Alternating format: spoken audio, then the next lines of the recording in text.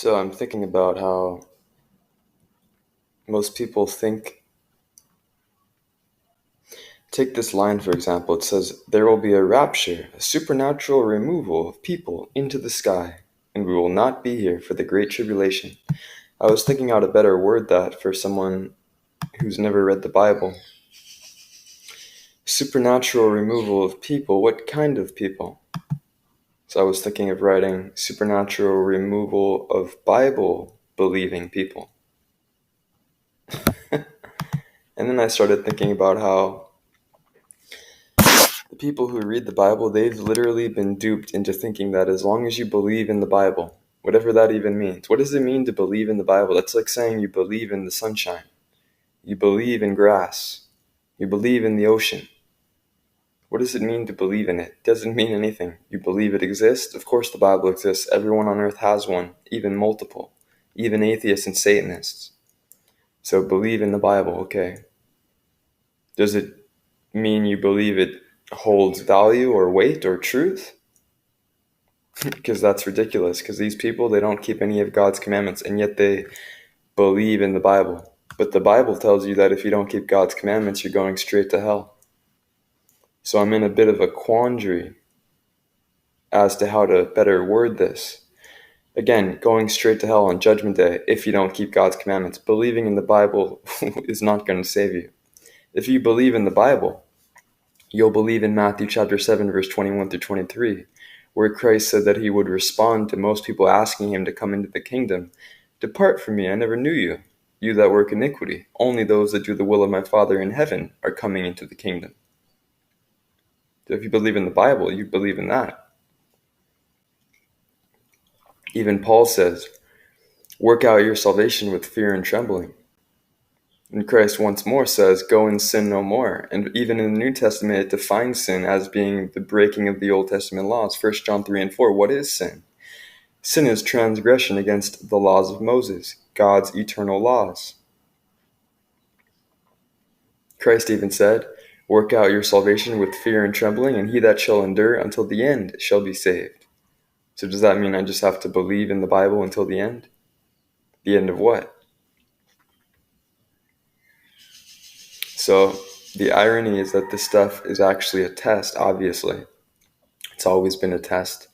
These people are failing that test by wanting to just sit back and believe, whatever that even means. But it's irony to where God and Satan handcrafted the wordage of this silly doctrine, believe in the Bible, because it satisfies both of their kingdoms.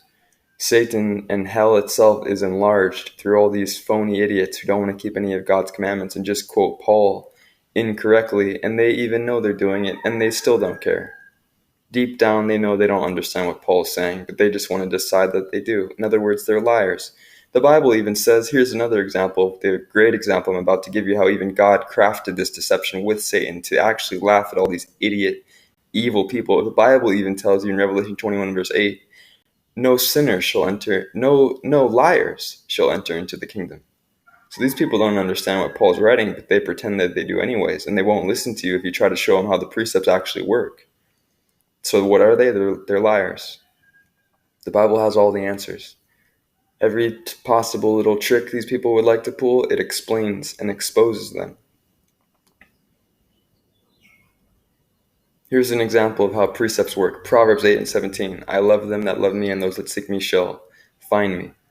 So God says he loves those who love him. So even the New Testament gives you the answer to what that means.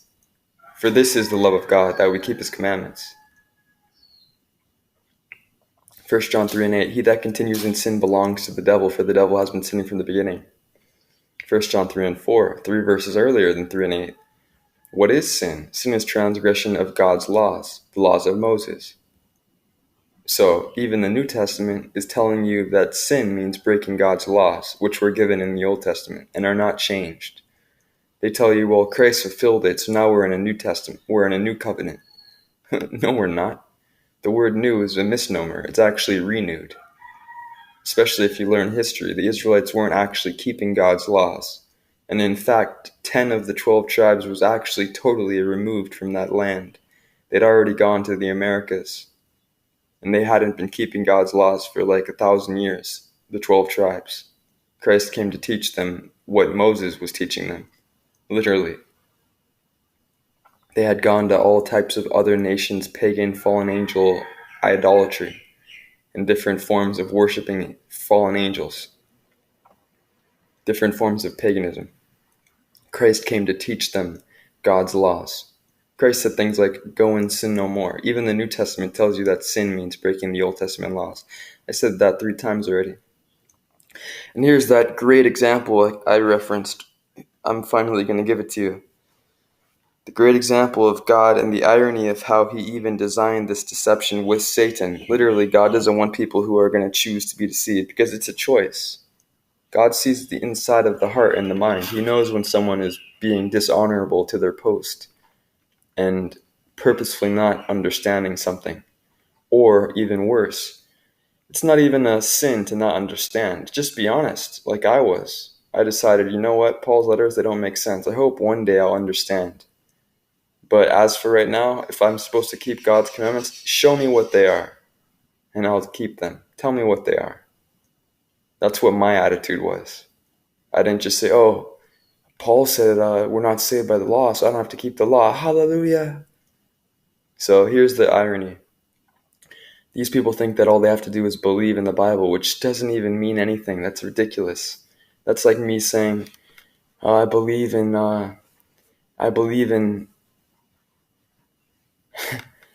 water. What? I believe in cement. I believe in the Bible. Yay! Good job. You believe in the Bible. You believe in water. You believe in cement. You're a genius.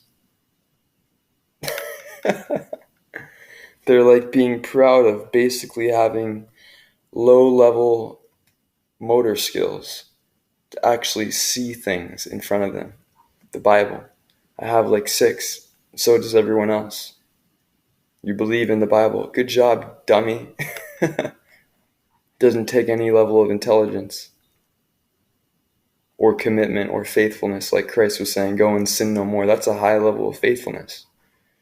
I saw a post on Facebook, is it possible to not sin anymore, or to never sin again, or to perfectly quit sinning? Well, have you ever read the Bible? Because Christ said that's exactly what you have to do. So you're basically asking, was Christ a liar, or was Christ a psychopath, or like Christians, Christ didn't really know what he was talking about, so he sent Paul to Paul was more intelligent, so he was able to teach the true doctrine. And the true doctrine is, you don't need to keep any commandments because God loves you. That's what Christianity is teaching. So here's that great example. Here's the irony. I keep trailing off on other things. By making the doctrine about whether you believe or not, it's literally an oxymoron, and these people are doubly guilty because they're literally going to go to Judgment Day and say, hey, Christ, I believed. But then Christ's going to be like, that's good. Why didn't you do what you believed? Because it told you right there you have to keep the commandments. Even Paul said, what then? Shall we establish the law? Yes, we shall keep the law. Paul, the one who everyone wants to follow straight to hell, thinking that they're going to heaven, but they didn't follow him truly. They actually just went to hell instead, thinking that that's where he was going. They're like, oh, Paul's my Messiah. Paul said this. Paul said that. Well, how about what Christ said? You evil liars. Paul is not your Messiah. Paul was heavily misunderstood even in his day, and there's a warning in 2 Peter chapter 3, verse 15 through 17.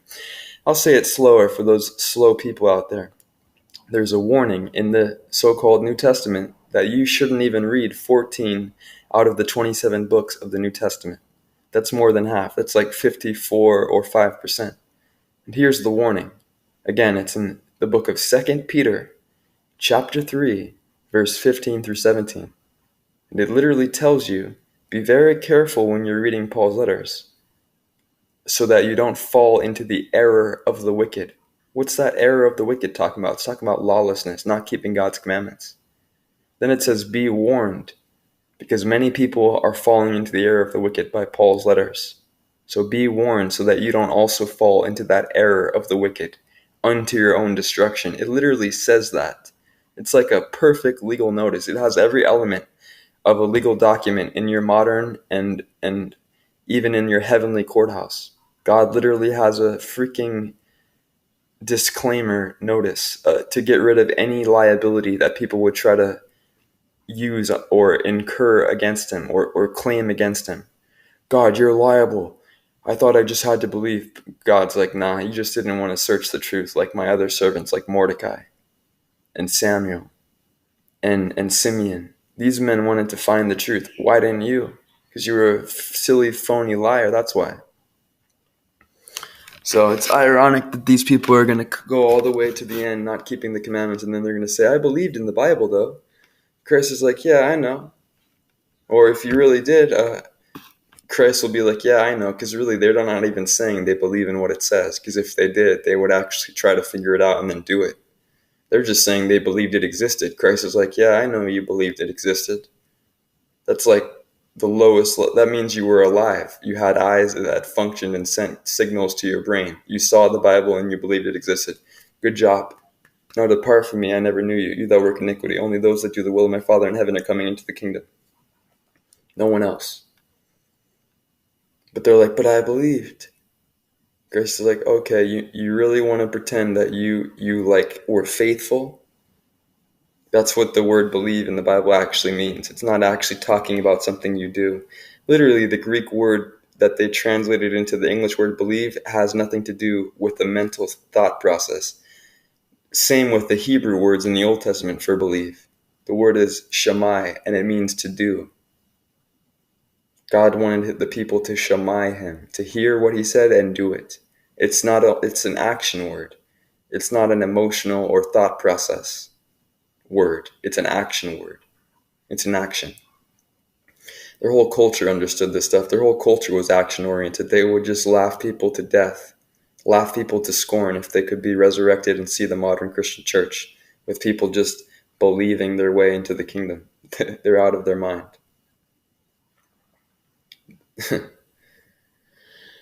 So if you don't understand the irony, these people are going to claim they believed, and Christ is going to be like, yeah, okay. If you believe, why don't you do it? And they're like, well, I just believed. And Christ is like, oh, you mean you believed it existed? That's not good enough. And they're going to be like,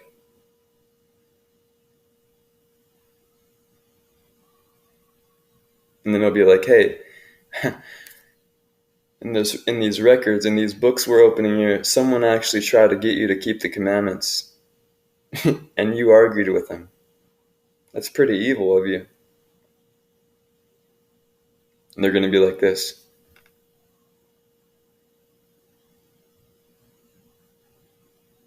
And you realize it was a demon in them the whole time, where they didn't even make sense. It's just like looking at my life the past six or 7 years. I literally said to the Most High last night, look at how far I've come. I don't even know how I got here. Look at all these things that I've done for your kingdom. I didn't even really do them. I'm like a robot just doing what you want me to do. It's like my whole life has been put on pause for 7 years. Then I realized that's the exact truth for these people who aren't serving him. They're living out the inversion, where they're not doing his will, they're doing their own will, which is basically Satan's will. And they don't even know what happened. It's like they are also lost. That's why people, they look back, they're like, wow, where did all the time pass? Like speaking of midlife crisis, undergoers, 40, 50-year-old men, they're like, wow, where did all the time go? Or old people, they're like, wow, my life passed so quickly. Like, yeah, you were in a time warp, but it was the wrong one. You were in Satan's time chasm or warp. You served the enemy your whole life. It's pretty sad. You should probably try and change that instantly. The problem is Proverbs 8:17 says not only that God loves those who love him, meaning he doesn't love you people because you don't serve him. He also says, I love those that love me, and those that seek me early shall find me. So for most people, it's literally too late. That's why I would have wished that I would have been taught these things when I was 5 years old. Because when you're 5, a huge part of your personality is already cemented in stone. I wish I would have learned this stuff when I was young. But at least I learned it when I did, in my early 20s. In a way, I learned it when I was 10, but I learned exactly what not to do or what not to be, because I literally went to a Christian church and I never believed in God's existence, never even thought about it or even cared or even took any of it seriously, even though I went to a Christian school for like 8 or 9 years. Until I was 21, I never believed in God. I left that Christian school when I was like 12 or 13 and went to public school and all that. Never thought about God or any of that ever again until I was 21, when I learned about this so-called illuminati. Then I'm like, wow, these people not only exist, they all seem to be worshiping Satan from the Bible. How strange. The light bulb went off in my head because I actually have a brain and I use it, and I'm like, wait a second, there's a connection here. Maybe Satan exists. Wow, that's deep. And then I turn around and look at the bookshelf. I'm like, do I still have a Bible from that Christian school years that I was in? I start opening it, reading the last book, the book of Revelation, and it's talking about everything that I've been studying. I'm like, holy smokes. Which is probably a demonic slogan. All these slogans that they've popularized all have satanic stuff involved, but never mind. Like, wow, this is amazing. And I never turned back. It wasn't too late for me. For most people, it's too late. And if it's not, because you can do all things through Christ who gives you strength, if he's willing to, you better try and convince him soon before you die. And for now, right now, it doesn't matter how old you are, because death is imminent for most people on earth. To be killed by Satan's people or to be killed by God himself. That is the very near future for most of the Earth's population. And it's all actually centralized around one thing. It's all centralized around one thing. This thing they want everyone to take. Those who take it will be killed by God shortly after, and those who don't will probably be killed by those who take it. That's what Revelation 13 verse 15 means. They had power to give life to the image of the beast so that it could both speak and kill all those who refuse to worship the image of the beast. It's talking about connecting people through this to artificial intelligence, nanotechnology, Neuralink, and use them, literally mind control, turn them into robot zombie hybrids, probably filled with legions of demons even. That's probably why they've been releasing all the rest, the other 90% of the demons that God took off the earth several thousand years ago, after the prayer of a righteous man asked God to do so. Satan's like, no, don't take them all off, leave me 10%. But now they have CERN particle accelerator releasing the other 90. Even these low-level Satanists who work at CERN, they're like in their Switzerland accent over there in Geneva, Switzerland, with the freaking bowl of Yahweh, which is some ancient satanic symbol. Yahweh is the name of Satan, by the way. Same with Yahweh and Yahuwah and Yahweh and Jehovah. Satan's witnesses, Jehovah's witnesses, get it? It's even a joke, because actually they're witnesses, blank witnesses, because Jehovah isn't a name, because there's no J's in Hebrew, and it's supposedly a Hebrew name, so they're just witnesses of nothingness. But if you were to give them the benefit of the doubt, ironically, they're Satan's witnesses. See how it's all connected? It's just hilarious. The people who devised all of this are just laughing at their whole concoction of inversion, because the people literally believe it to be real. They believe it's not inverted, but reverted. But it is actually beyond that. It's totally inverted. In a sense, it's like they inverted it and then re-reverted it in their own mind, and then they're like, how can we make it even worse? That's what's basically been going on for thousands of years, inverting it to the absolute degree so that it couldn't be worse. That's the modern world you live in. Lies everywhere. True lies, like literally 180 degrees. Here's truth and here's lies, and this is the world people are living in, mentally and physically. Without even knowing. It's like kind of hilarious to the people who created these things. This whole religion of millions of people called Jehovah's Witnesses, when Jehovah isn't even a name, and if it is, it's Satan. These are Satan's witnesses. Can you imagine how hilarious that is? To the people who know that are leading these dummies into this. They even teach in Satan's Witnesses religion that there is no such thing as hell, which makes them laugh even more, speaking of the ones who are in charge of this whole nonsense. They're like, wow, we have more joinees today They've joined Satan's witnesses, and they don't even believe in hell, when that's exactly where they're going. They'll be like, but Christ, I was a Jehovah's Witness. Christ is like, well, there's no such thing as Jehovah. You mean you were Yahweh's witnesses, or Yahweh's witnesses, or Yahuwah's witnesses? They're like, I never heard of that. Well, Christ is like, well, didn't you study? There's no J's in Hebrew. But since you're new to your own lifelong commitment, somehow you never even learn what you decided to commit to, which means you're a true dummy, and you're not invited into the kingdom based on that alone. But I'll spare a moment so you have something everlastingly to think about. Jehovah and Yahweh is the same name because it's the Tetragrammaton, which is the high-level name in the witches and warlocks and the covens, the circles of the occult. They pray to Yahweh. That's why they have the bowl of Yahweh in front of this Geneva, Switzerland CERN facility, particle accelerator, as well as the New York Stock Exchange building, as well as a million other examples, this bowl of Yahweh. So you people have been serving Yahweh, so you're Satan's witnesses, and you want to come into this kingdom of heaven, the kingdom of righteousness, for the law keepers, those who kept the commandments of the Most High God. You want to come in here and you're Satan's witnesses. Well, I can't let you in because that doesn't make sense, because you would cause dissension and strife among those who were actually the witnesses of the Most High God. You served his enemy your whole life. They're like,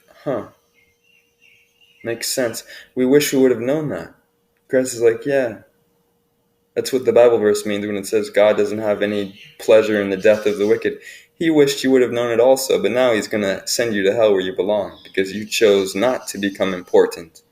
God wished you would have chosen to become important. God wished he didn't have to witness you live a lifelong of rebellion against him and his kingdom and his people that actually serve him on the earth. They're like, makes sense. Christ is like, yeah, makes sense.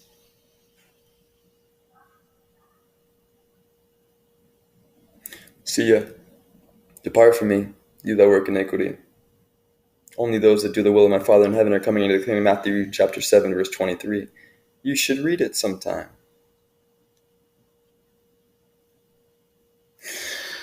That'll be it for this video. Hopefully you understand the irony that I've engaged in and extrapolated and exposed. Hopefully it makes sense to you. Only if you have a brain, it could. If you don't, it can't. It's kind of a simple, paradoxical situation that most people find themselves in. Sad to see. Annoying to witness, and I'm not even God. Imagine how he feels.